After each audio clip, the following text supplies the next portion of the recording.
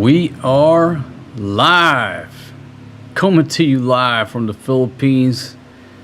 Folks, thanks for joining me. This little informal discussion and conversation about the current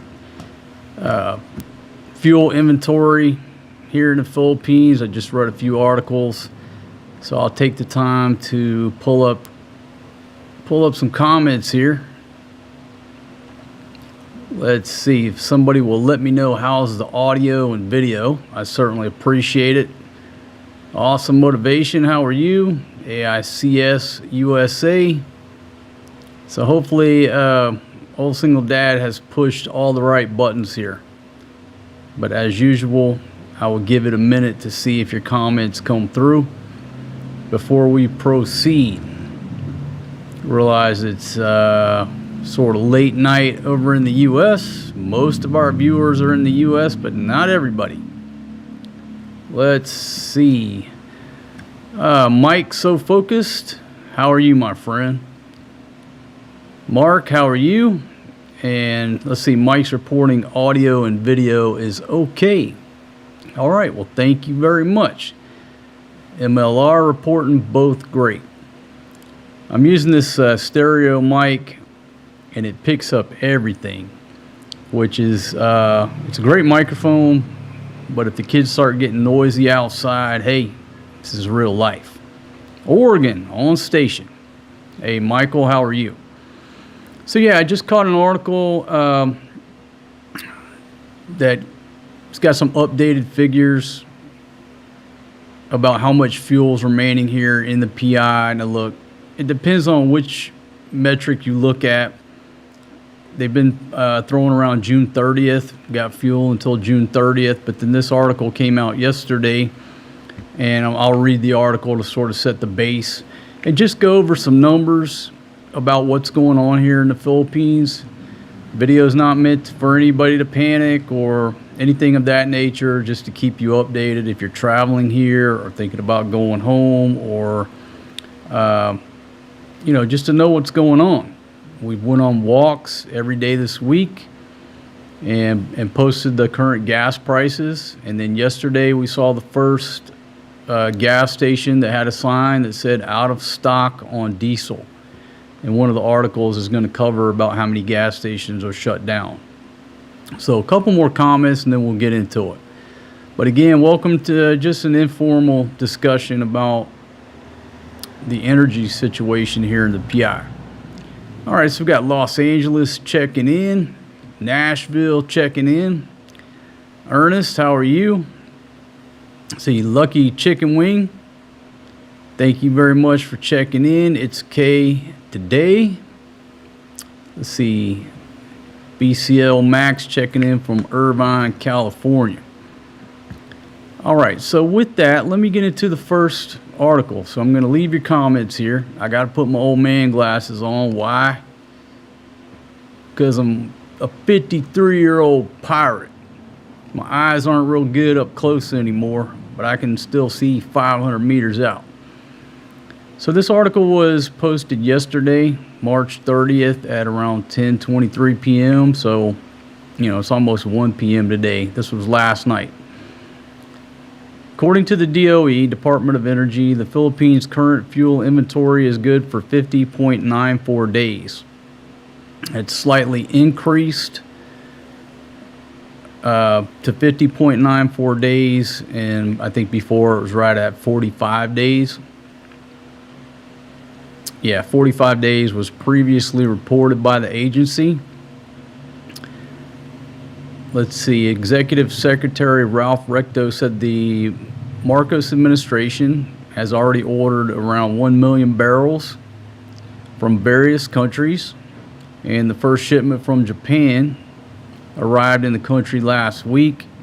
Now, they're not talking about that Russian tanker, and they go through the stats here, but what this tells us is clear that we have a supply. What we have consumed last week was replenished and even increased, said the DOE Secretary Sharon Garrett. She gives a breakdown. So the gasoline is 59.78 days, so roughly 2 months on the gas. Diesel is slightly lower at 46.93 days. So you say, you know what, roughly a month and a half on the diesel. And kerosene is the one that 107.88 days. So that's over 3 months supply of kerosene. Jet fuel's checking in 62.69 days. So 2 months of jet fuel. And the fuel oil is 57.27, couple months. Now the one that's down is LPG, liquefied petroleum gas, at 34.02 days. So I think the big takeaway, 2 months on gas, month and a half on diesel, 1 month on gas for cooking. So the article goes on. I won't get too far into it, but let's just go back to the comments. Now, when we get an 11 kilogram tank of gas, that lasts us, a family of 4, for a solid 2 months. Now, the 11 kilogram tank is equivalent to around the same size as a backyard grill in the United States. Okay, so just imagine a tank of gas off of your barbecue grill. You know, we're cooking every day for a family of 4, ladies coming over in the morning, about 2 months. The price yesterday was like, I think, $1.4. It's still under $25 for a tank of cooking gas.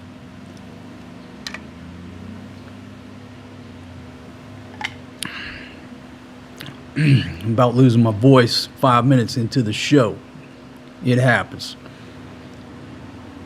So even though the price of gas has went up for just the average family, the LPG, it's not devastating. But, you know, I read an article where a lady, you know, running a little small Carinderia, she's like, look, we go through a tank of gas like every 3 days. So if you're running a restaurant, well, obviously it's going to impact your business, especially a small business like that, significantly. I think I paid $800 and something a few months ago. It was shy of $900. Now we're up to like $1,400 and some change. So that LPG affects these little small Carinderias, these small operations. And the lady brought up a good point. She said, we can't raise prices very much. We feed the average worker. If we raise prices, they can't afford it. So, you know, she's having to take the hit on it, or just she's going to lose customers. Okay, so that's the first article that I saw right now. Let me back to your comments here. Let's see, Michael in Oregon, how are you? Okay, the question is it safe to travel? Folks, that's a question that the individual is going to have to answer. As we talked in the video before, the president on an interview said, hey, at some point we may have to basically ground commercial aviation, because the problem is, there's many problems. Not only there's no fuel, if it comes to that, to fuel up the aircraft, but regional countries have said, you're welcome to fly here, but we don't have any fuel to fuel up the aircraft for it to return back to the PI. So, again, these are questions I can't answer. I just hope to invoke thought and let you know what we're doing. Let's see, Nashville checking in. Maybe we've already got that part of my comments here. Diamond checking in from Canada. How are you? Lanes away from Sarasota, Florida. Hey, Thomas checking in from Florida. And Mark says we parked our van, E150. We will be walking now. Let's see. Pushin 5412. Just fill my tank of my little Suzuki Jeep here on the outskirts of Tokyo. Shocked to pay over $40 for the first time. And then Rich, how are you doing? Hope you're doing well. Okay, so on to the next article, just right quick. Those are sort of the numbers that came in, and how did they arrive at, almost 51 days? I think that's an average. They took an average. More word from the Department of Energy. 900,000 barrels of diesel to arrive in April. Now that sounds like a lot, but a previous article I read said that the Philippines uses about 450,000 per day. So a tanker will last about 2 days. So that's basically a 2-day supply according to previous articles that I read. Okay, so it goes on to say where they're getting it from. But we'll go to the next one. Petron secures 2.5 million barrels of Russian crude oil. Well, again, if you go off the numbers, how many days is that? If you just say there's 500,000 per day, and they've secured 2.5 million barrels. And it goes on to talk about how they were able to procure that. Petron emphasized the procurement of Russian crude oil is not part of its business as usual, and that the purchase was made strictly as an extreme necessity due to the war. All right, so all the politics and rules and regulations aside, the good news is that they are securing quantities of oil. I don't want to say large quantities at this point, but they are coming up with oil from various sources and locations.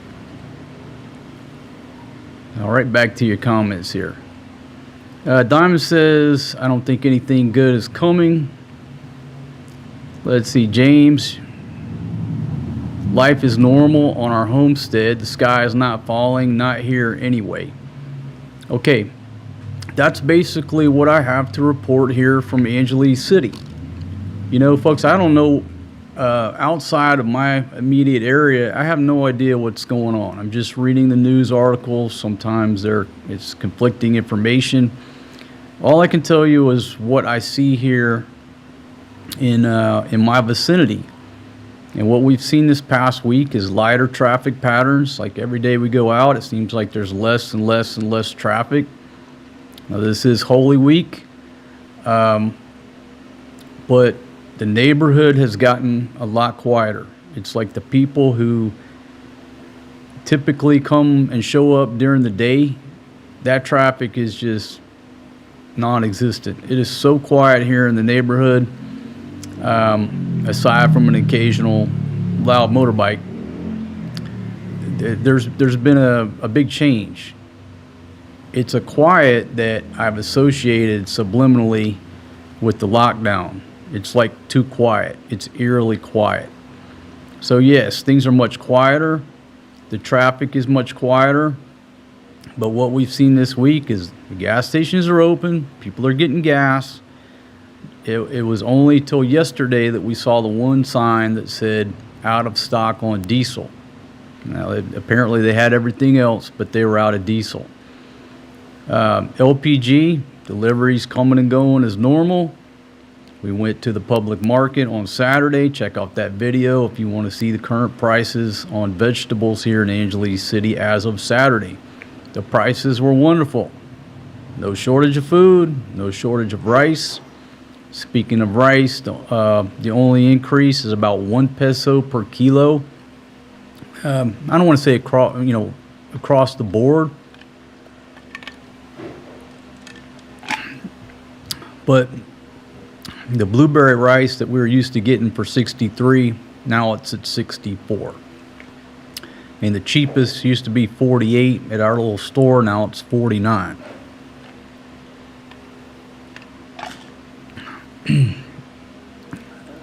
Other than that, I say business as usual, but it's really not. The children are doing online classes now. They started out one day last week and now pretty much online, I think, until the 8th or the 9th. That might change to where they're doing online classes until the end of the year. And, how can you blame them? Everybody's got to chip in to do their part. Less energy consumption. And they go to online classes. I'm not a big fan of it, but you know what? It is what it is. What are we doing here? What are we personally doing? We're not running the aircon during the day at all. Now, we've been blessed with some beautiful weather. We're running fans during the day. Other than this light being on for this broadcast, there's no lights on in this house during the day. There's no aircon. We sit outside. If somebody gets too hot, hit the water hose over your head. Cold water, you'll be cold for the next 30, 45 minutes. If you start to sweat, repeat. So our footprint on using electricity is way down. We're not even using the TVs. Want to watch a movie at night, we're watching it on the iPad. Got a Bluetooth speaker, the iPad. We're watching Westerns every night, but on a smaller screen. So my son's upset out there. Our footprint on electricity usage is so low right now, and you know what? We're still surviving. We're still making it. What'd we do? We took the Jeep to the market, and we bought so much that we ended up having to take a trike back. But we're just cutting down on everything. We're walking, sweating a little bit, but we're surviving. Okay, back to your comments. Okay, Ernest, how can parents go to work if the children are at home? Okay, that's a very good question. That's a very good question. That creates the problem of, creates a problem in itself. Luckily, the Philippines is not like America where you got to go out, hire a babysitter, and spend most of your paycheck. Things are a lot different here. Kenny brings up today is the last public school day here in Subic. So a lot of the schools, the public schools, especially around here, have already let out, or they're letting out. Our kids go to a private school, and for whatever reason, they're on a different schedule, and they don't get out till the end of May. But a good point is a lot of the kids around here are out of school or about to get out of school. Yeah, the Shoe Leather Express is winning today.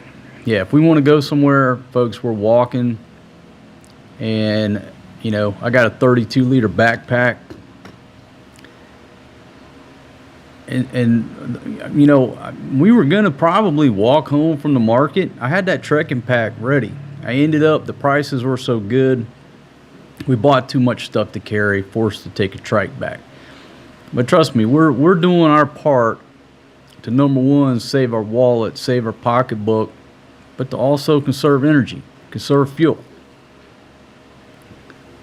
Let's see, premium gasoline went from 50 pesos to 91. Okay, I think it's a little bit more here.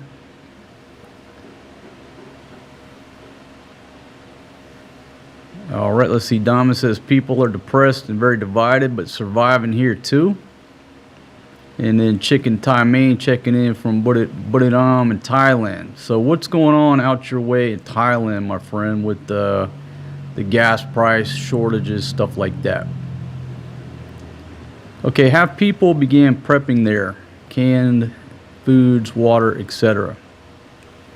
Okay, we talked about this before, but what a lot of people don't think about, and it's a great question, Mark, thank you for the question.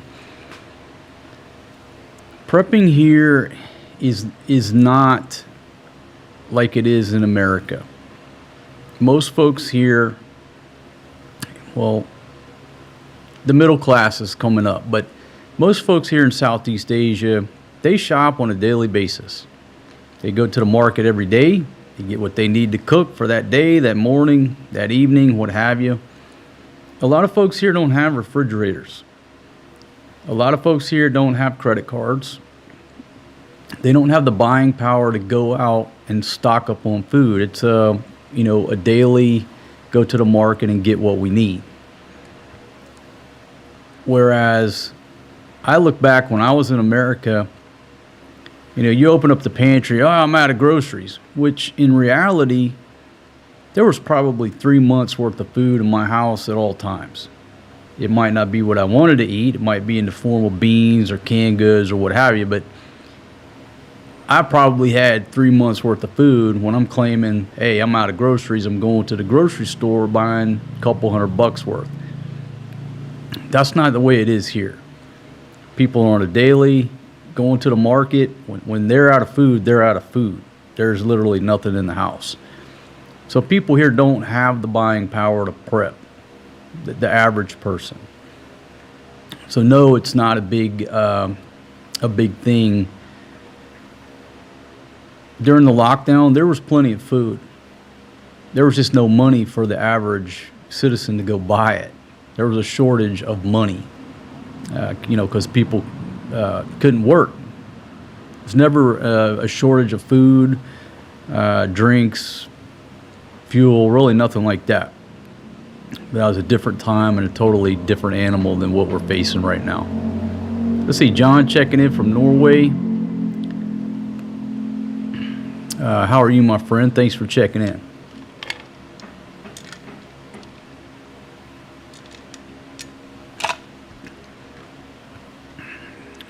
Come back up through your comments here.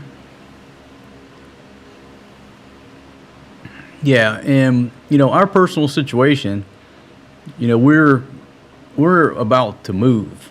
We're about to leave the city, and I'm not exactly sure where we're going yet, because when we first started factoring in where we're going, we missed the beach. Well, we didn't factor in this war and the gas price and the fuel situation. Well, now it's factored in.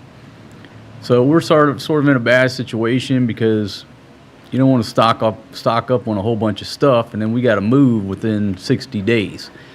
So we're sort of gambling and rolling the dice. We need to get moved first, then do a little bit of stocking up. I talked about it's difficult to be a prepper here if you live anywhere near your wife's family. They don't really understand prepping. They understand, hey, there's plenty of food here. Let's cook. Let's eat. And you're trying to ration it out and stuff. I just thought I'd bring that up.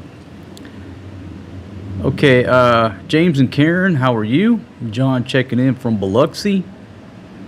Hope you're doing well. All right, let me go to the next article. And it talks about the peso dropping versus the dollar. Okay, and it's on the thumbnail there. But basically, last Friday, let's see, the peso opened at 60.55, traded all the way up to 60.84, and that brought, I think this is Friday. So Friday's average was 60.74 to the US dollar. Now, used to back in the day, as long as we got 50 to 1, it's easy to do the math. I was happy. As long as it was 50 to 1 or above, life was wonderful. But right now, folks, we're getting over 60 pesos to the dollar. And let's see, what was the other article here about that?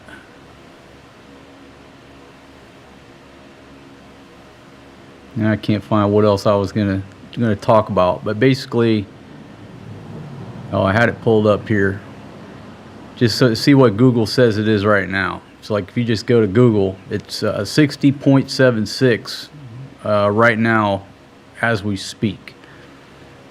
And again, I'm not sure if that's like they say that's a record high, or in recent times, what have you. Anyhow, it's 60 to 1, okay? The same article is talking about how the stock market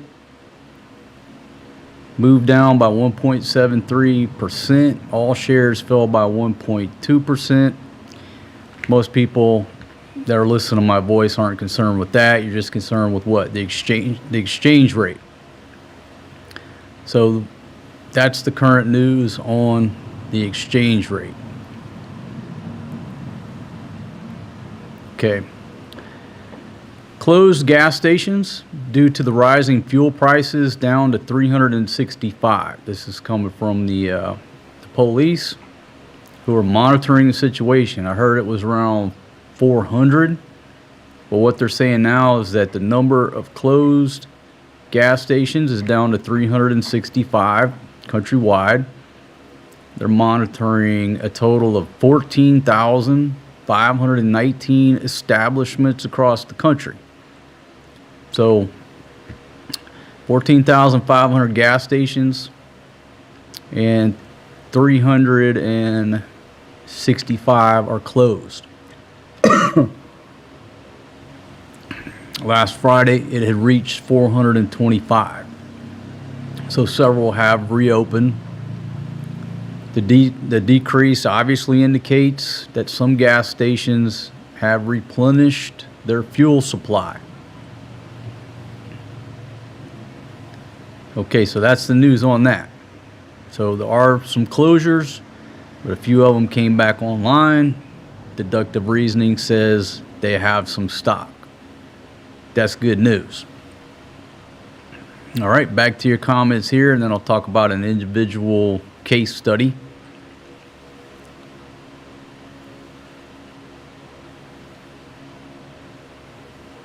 Okay, the Professor, how are you, my friend? Assume you're over in Koreatown. I must be totally frank. How are you? Checking in from Cebu City. Hope you're doing well. Casa calling.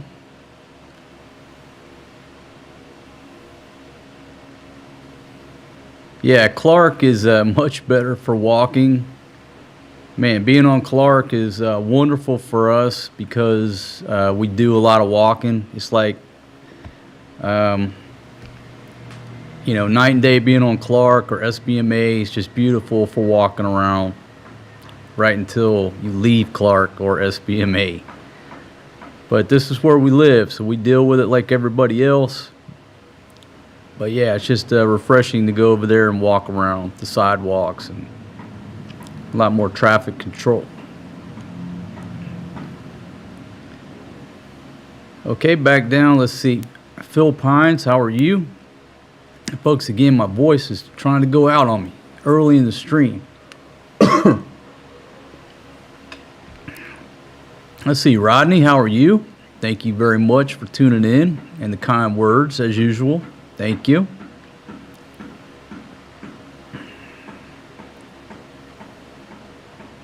Yeah, time to get the horses out. And Todd, how are you?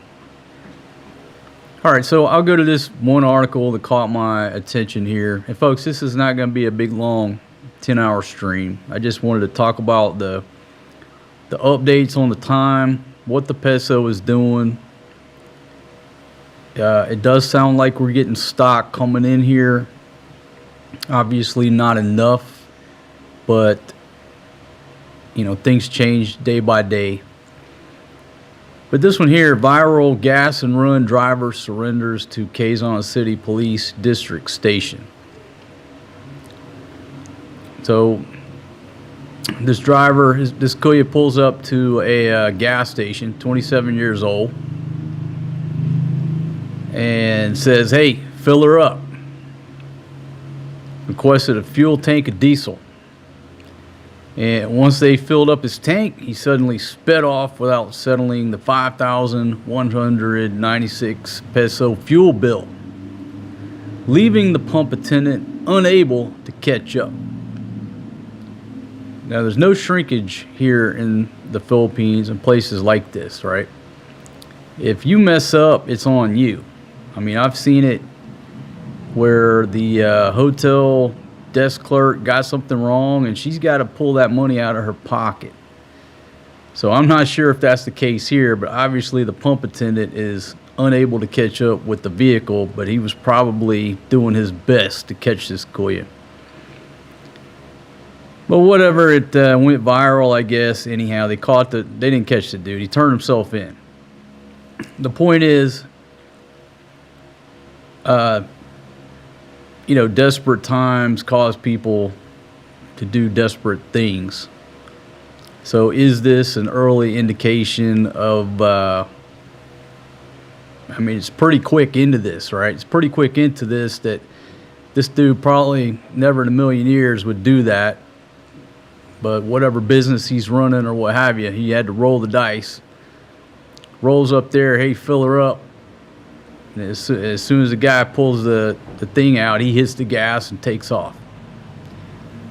So now obviously his life is going to be drastically changed due to that gas drive off. I don't know. I just don't hear about too many gas drive offs, right? So probably now when you pull up to the gas station, you're going to have to pay first or put a significant deposit down. I would just assume. I'm speculating like Ron Burgundy. But is there going to be more of that type of activity? Who knows? Mark, how you doing? He says it's crazy in Australia. We're paying $2.50 a liter. It's the same price in the Philippines, yet we earn great. How the locals are surviving to put food on their table is beyond belief. Okay, you bring up a very good point. Folks, when I talk about, say, just the LPG, the tank of LPG, liquefied petroleum gas, it'll last us for about 2 months. 800 and something pesos a couple months ago. Now it's 1,400. I'm looking at it as a foreigner. Yeah, the price is up, but okay, less than 25 bucks. That'll last me for 2 months. I'm not going to cry about it too much. It's not detrimental to our overall operations. But for somebody who's making 10,000 pesos a month, roughly 200 bucks a month, things like that are detrimental. For that lady running that small carinderia who has to buy one of these every 4 or 5 days, that is huge. So you do bring up a good point. How are the locals dealing with the gas price double, the diesel price double, when a lot of them are only making, somewhere in the neighborhood of 10,000 pesos a month? It's obviously impacting their lives significantly, especially if they're running some type of business or using some type of vehicle. It impacts them a lot more than it impacts me. Number one, I don't own a vehicle. We walk most everywhere we go, and a tank of gas will last us 2 months. But this gentleman who just went and filled up, 5,000 pesos worth of gas and it drove off, obviously the prices are affecting him to the point that he does something stupid. Now he's in the jailhouse. All right, Samuel, how are you? Thank you very much for tuning in. And North Dakota, Raymond, how are you doing? All right, Mr. Pink is not happy with the airline prices. I'm glad you brought that up, because I was talking to my buddy in the States, and his thing was, okay, yeah, the gas price is up around here. Everybody's complaining about the price of gas. But understand that a lot of places around the globe, it's not just the price. 51 days. 51 days is the average energy across the board that's in reserves here. What did it come out to be? What was it? 2 months on gas, a month and a half on the diesel? That's pretty scary. Because when stuff runs out, it doesn't matter how much money you have or what price it is per liter. If there is none, what are you going to do? So, we were just saying, Americans are complaining about the gas price. All right, I'd be complaining about it too. Everything's going up. I'm complaining about that too if I were there.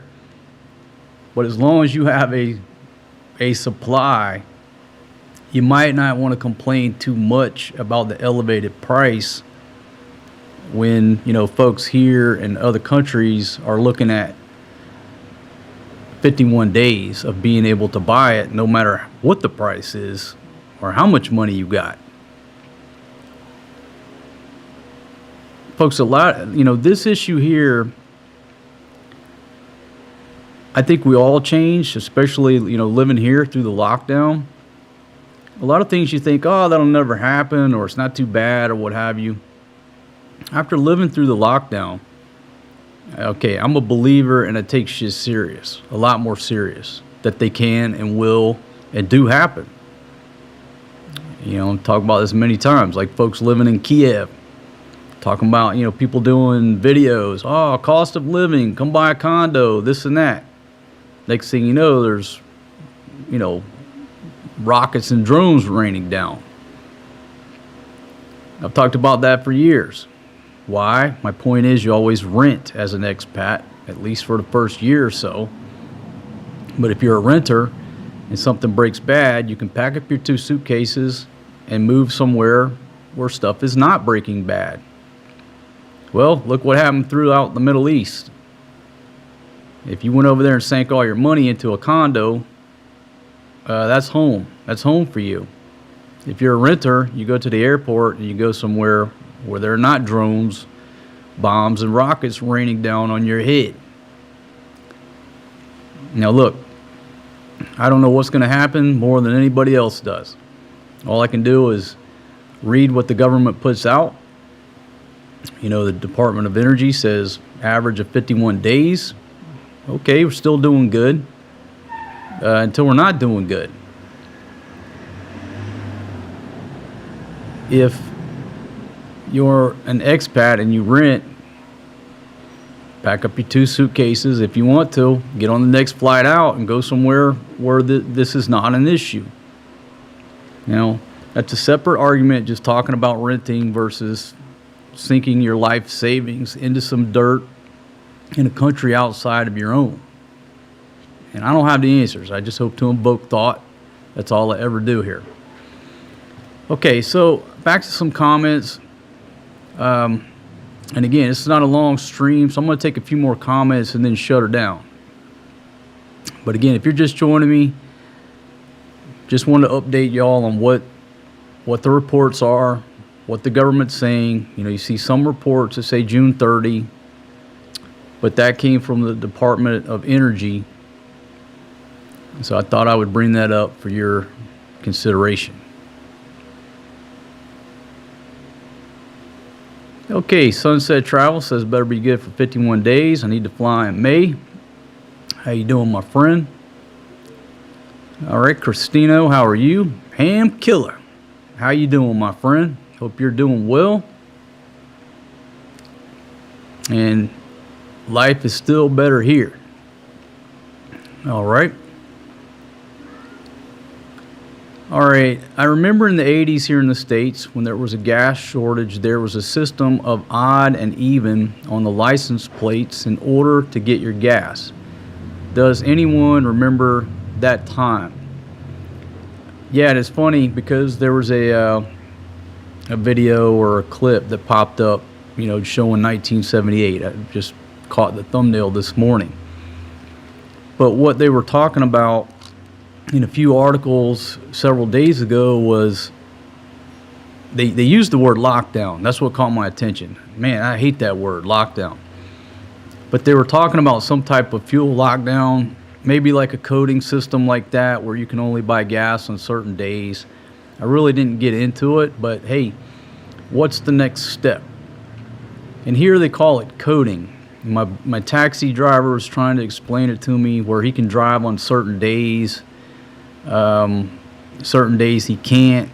They call it coding, or he's coded out. He can't drive on this day.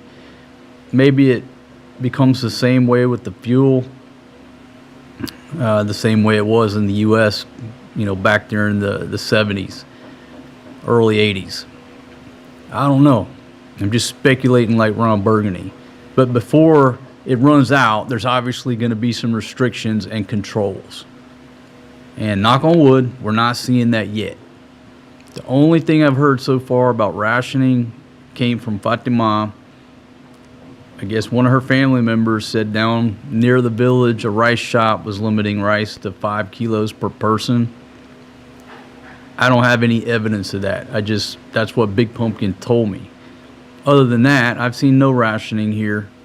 And the only out of stock sign was yesterday, one gas station out of diesel. The rest of their stuff must have been in stock, but you can see it in the video. Let's see, Shake and Rattle, how are you? Let's see, AICS says it was determined by the last number on your license plate, an odd and even number. And you see that over a lot of places where, parking, odd number days, you park on this side of the street, even number, you park on that side, so the businesses have parking spots on different days. All right, AICS is talking about, I have not seen that much of a price change in business class and first class, but I did see an increase in the basic fares. Okay. And what percentage of an increase? I guess I got to get on there and take a look at the prices so I'm more informed, but I haven't looked at any of the airline prices recently.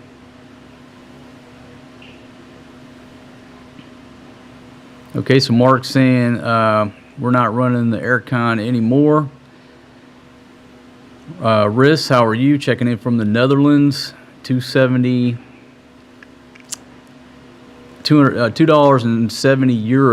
on the diesel. So that is that 186 pesos. And what we saw last week on the sign, and they haven't changed the sign, was 118 pesos per liter on the diesel. Now, when we went to the other stations, it was more, like in the 120s. I'm not sure what it's doing today.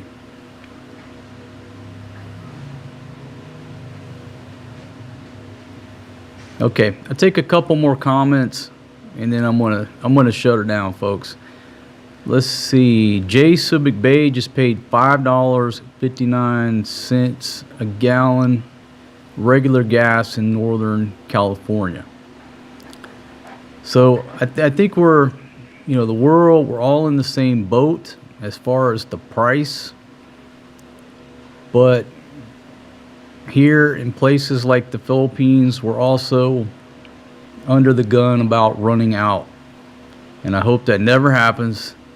I hope that just keeps getting ramped up. So they took the estimate from 45 days to almost 51 days. Hopefully that estimate just keeps going up to where, it's not so scary. Is that the word? Concerning. Hey, Papa Smurf, how are you? All right, so yeah, I think those are the same. I think that's the same ones that I quoted on that article. So basically 2 months for gas, month and a half on the diesel, 2 months on jet fuel, about a month on LPG. So right now, if you look at it in a positive note, the only thing right now to worry about is the LPG. But unless you're running a restaurant, the good thing about the LPG is that, man, I'm telling you, a tank, 11 kilograms lasts us for 2 months, and we do a lot of cooking. It may not with that pizza oven because it just puts out a lot of BTUs, And maybe I just gotta shut my pizza oven down until things get better. Okay, never give up. Reporting 144 a liter for diesel. Yeah, I think we saw 127 a few days ago, so maybe, just maybe, it's hit that here. Nocturnal, how are you?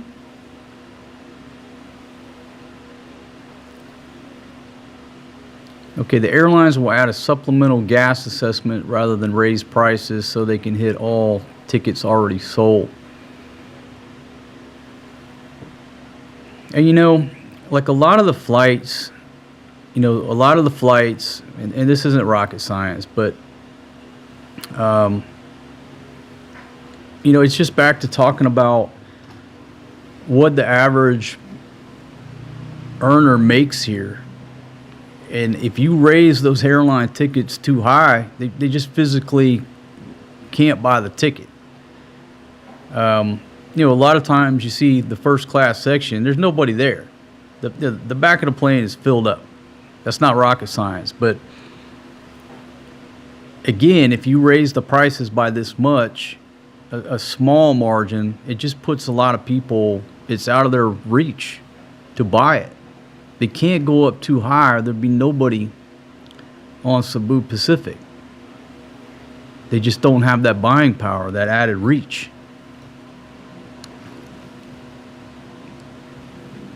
Let's see, Hod, how are you?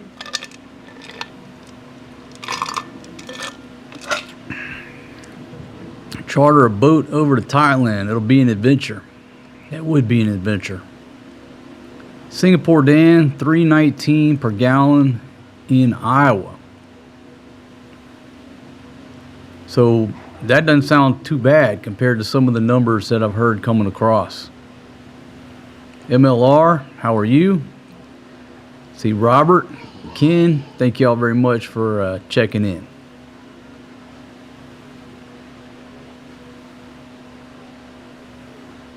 And Remy, how are you doing? So folks, that's pretty much what I had. I'm gonna just go ahead and start winding it down. Just want to do a quick stream. And I put the timer on there, right? Now I'm looking at myself on YouTube. We've been live for 47 minutes. I sit there and I say a quick stream, and I'm 47 minutes into it. 217 folks here now. Thank you very much for tuning in. Let's see, Angelo saying fuel's on its way to the PI. Yeah, I hope it is. It appears to be. When you sit there and talk about the, I didn't want to get too far in the rules and regulations and the sanctions and all this stuff. But the fact that one Russian tanker got here already, okay, let's just fire for effect. The U.S. and old DJT are going to have to realize, hey, everybody else ain't got the strategic reserves that the U.S. has. We got 51 days. So at this point, as an old single dad, I don't give a flying about politics or sanctions or anything. What I care about is being able to feed those two kids out there like anybody else. And 51 days is not really a great cushion. 51 days don't give you a nice warm and fuzzy, because that's so low of a window of a cushion. If something goes wrong, that's not enough time. So, I don't care what rules that the U.S. has to waive. There's a waiver for everything. DJT, just keep an eye on that. Keep an eye on that, okay? We got 51 days, according to the Department of Energy across the board. So I don't care where the oil comes from right now. Don't care. All right? I understand the strategic. I understand the big picture. But there, sometimes things have to, what's the word? Sort of like what's going on in Cuba right now. There was a quarantine or a blockade, whatever terminology you want to use, but I think a Russian tanker just pulled in there. All right. A few more comments and I'm out of here. Hey, Doc M, how you doing, my friend? Okay, day 22 of no work. Man, again, I don't want to talk too many details about what's going on over there. Just be safe, my friend.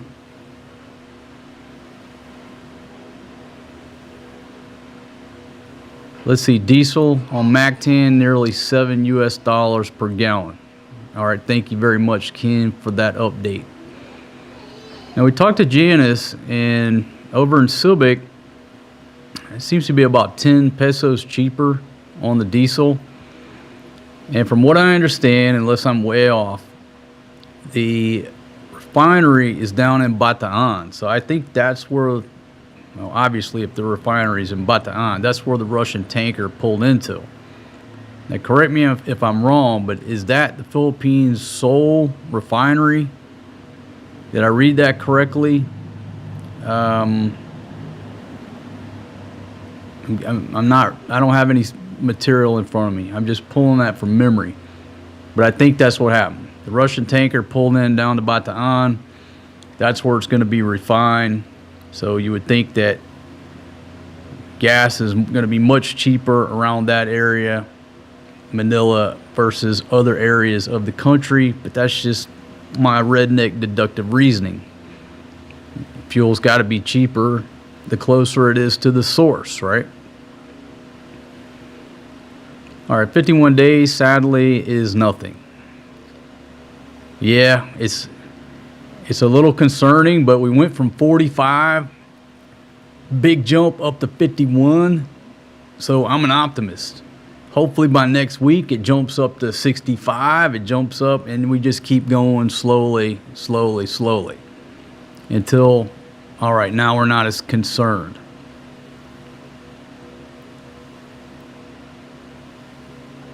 All right, a couple more comments, and that's going to be it, folks. $2.45 for 1 liter here in the Netherlands.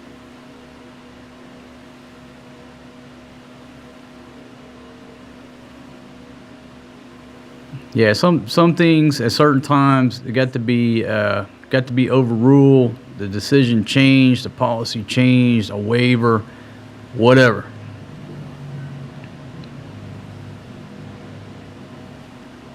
Yeah, it's the Petron, the Petron refinery.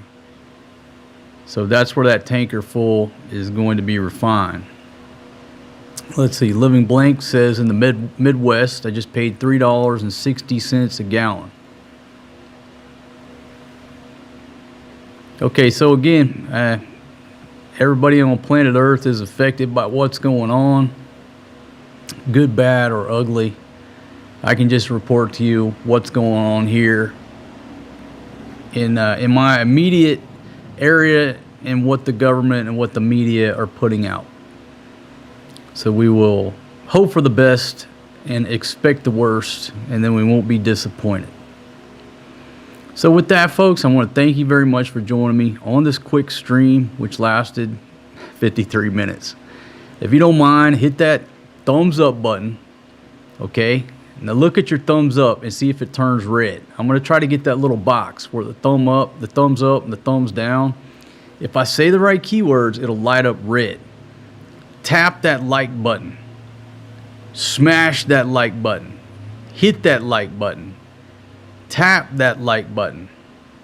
Hit that like button.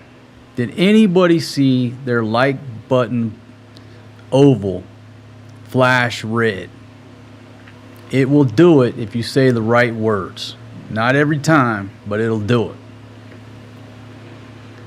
Okay, Tika8218, how are you? $2.60 per liter in Australia. Let's see, the dog feeder. How are you? Robbie, Let's see Happy, thank you very much for checking in. Nocturnal, thank you very much. Thank y'all for hitting them thumbs ups. Intuitive Sean, checking in from Angeles. Okay, so somebody did somebody see the little thumbs up button light up red? I know y'all think I'm crazy. I'm not. I've seen it happen. I just can't make it do it on command. I try my best. Tap that like button. I know the software knows what I'm saying. Okay, all right, folks. Well, I'm out of here. Ken, thanks for checking in. Your boy Norm, thank you very much for checking in. I got the crew coming in here, folks. I'll see y'all on the next one. Peace out, my friends. As soon as old single dad finds the end button, I'm out of here. There you go. Click finish and click end broadcast. We'll see y'all on the next one.